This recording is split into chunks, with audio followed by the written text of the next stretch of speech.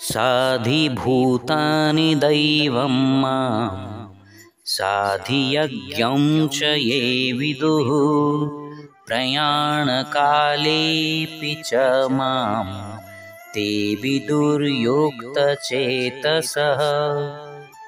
बंधुगण এই শ্লোকটি বুঝিবা আগରୁ ଆମକୁ ତିନୋଟି ଶବ୍ଦ ବୁଝିବାକୁ ପଡ଼ିବ। ଅଧିଭୂତ ଅର୍ଥାତ୍ ଭୌତିକ ବସ୍ତୁ, ଅଧିଦୈବ ଅର୍ଥାତ୍ ସ୍ୱର୍ଗର ଦେବତାଗଣ ଏବଂ ଅଧିଯଜ୍ଞ ଅର୍ଥାତ୍ ସମସ୍ତ ଯଜ୍ଞ ଆଦି କର୍ମ।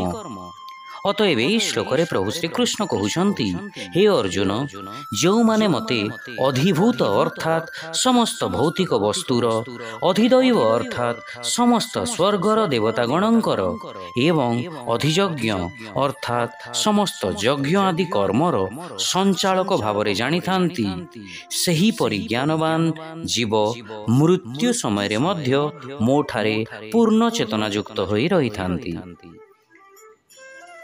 ଏବଂ ଏହାର ପରବର୍ତ୍ତୀ ଅଧ୍ୟାୟରେ ଶ୍ରୀକୃଷ୍ଣ କହିବେ ଯେ ଯେଉଁ ମହାତ୍ମାମାନେ ମୃତ୍ୟୁ ସମୟରେ ତାଙ୍କର ସ୍ମରଣ କରିଥାନ୍ତି ସେମାନେ ତାଙ୍କ ଦିବ୍ୟ ଲୋକ ପ୍ରାପ୍ତ କରିଥାନ୍ତି, କିନ୍ତୁ ମୃତ୍ୟୁ ସମୟରେ ଭଗବାନଙ୍କୁ ସ୍ମରଣ କରିବା ଅତ୍ୟନ୍ତ କଷ୍ଟକର ବ୍ୟାପାର ଅଟେ, କାରଣ ମୃତ୍ୟୁ ଅତ୍ୟନ୍ତ କଷ୍ଟଦାୟକ ଅନୁଭବ ଅଟେ। ବନ୍ଧୁଗଣ, ଏହାକୁ 2000 ବିଛା ସଙ୍ଗେ ଦଂଶନ କରିବାର କଷ୍ଟ ସହିତ ତୁଳନା ମଧ୍ୟ କରାଯାଇଛି।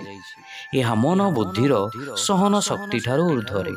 ମୃତ୍ୟୁର କଷ୍ଟରେ ମନ ଓ ବୁଦ୍ଧି କାର୍ଯ୍ୟ କରିବା ବନ୍ଦ କରିଦେଇଥାଏ ଏବଂ ବ୍ୟକ୍ତି ଚେତନା ଶୂନ୍ୟ ମଧ୍ୟ ହୋଇଥାଏ। ତାହେଲେ ମୃତ୍ୟୁ ସମୟରେ ଜଣେ ଭଗବାନଙ୍କର ସ୍ମରଣ କରିବ କିପରି? ଏହା ଆମେ ପରବର୍ତ୍ତୀ ଅଧ୍ୟାୟରେ ଦେଖିବା। ଶିକ୍ଷା: ଯେଉଁମାନେ ମୋତେ ଅଧିଭୂତ, ଅଧିଦୈବ ଏବଂ ଅଧିଯଜ୍ଞର ସଞ୍ଚାଳକ ଭାବରେ ଜାଣିଥାନ୍ତି, ସେହିପରି ଜ୍ଞାନଦୀପ୍ତ ଜୀବ ମୃତ୍ୟୁ ସମୟରେ ମଧ୍ୟ ମୋ ଠାରେ ପୂର୍ଣ୍ଣ ଚେତନାଯୁକ୍ତ ହୋଇ ରହିଥାନ୍ତି। Those who know me as the governing principle of the Adhibhuta, Adhidaiva and as Adhiyajna, such enlightened souls are in full consciousness of me even at the time of death. ବନ୍ଧୁଗଣ, ଏହା ଥିଲା ଶ୍ରୀମଦ୍ ଭାଗବତ ଗୀତା ସପ୍ତମ ଅଧ୍ୟାୟ ଜ୍ଞାନ ବିଜ୍ଞାନ ଯୋଗ, ଯାହାକୁ ମୁଁ ଆପଣଙ୍କ ସାଥୀ ଆଶିଷ ପଣ୍ଡା ଆପଣଙ୍କ ସାମ୍ନାରେ ପ୍ରସ୍ତୁତ କଲି।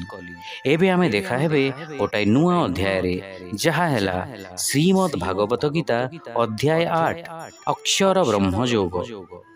ବନ୍ଧୁଗଣ, ଯଦି ଆପଣଙ୍କୁ ଏହି ଭାଗବତ ଗୀତା ଚ୍ୟାନେଲଟି ଭଲ ଲାଗୁଛି ତ ଆପଣ ନିଶ୍ଚୟ ଏହି ଚ୍ୟାନେଲଟିକୁ ଲାଇକ୍, ସବସ୍କ୍ରାଇବ୍ ଏବଂ ସେୟାର କରନ୍ତୁ।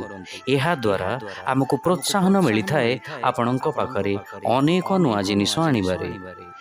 ହରେ କୃଷ୍ଣ ଓ ଜୟ ଜଗନ୍ନାଥ।